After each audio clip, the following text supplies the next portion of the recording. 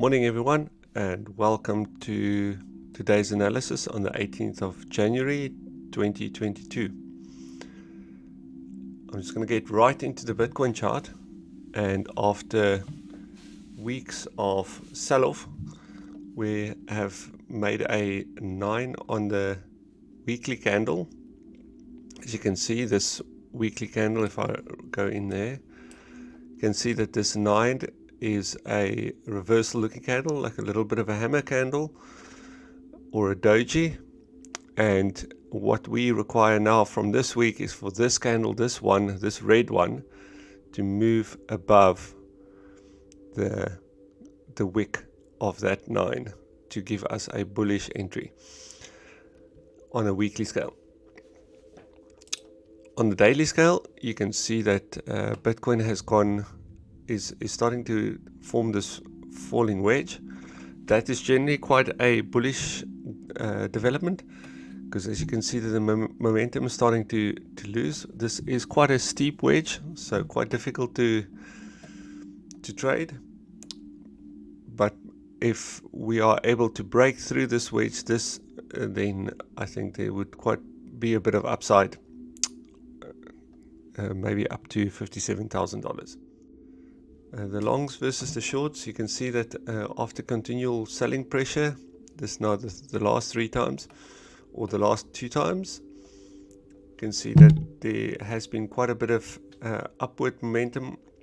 You can see this one was a 60% rise, and that one was a 50 or also about 60% rise. So if we had a 60% rise coming from here, we'd probably look towards the all-time highs again.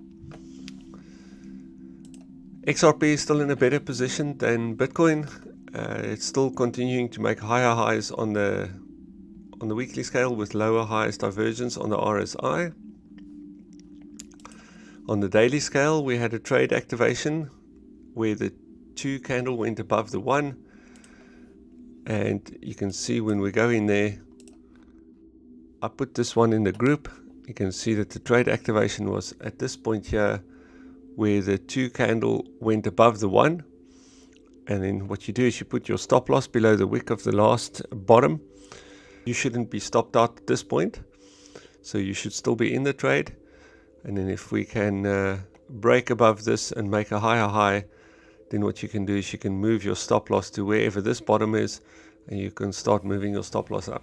A break below this will also be breaking this long-term trend line, so that would be quite negative.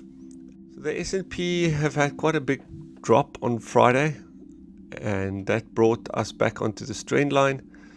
And at this moment, it still looks like the S&P wants to coil up here and eventually break out to the top. It's not pretty, but it's still looking like it is coiling up.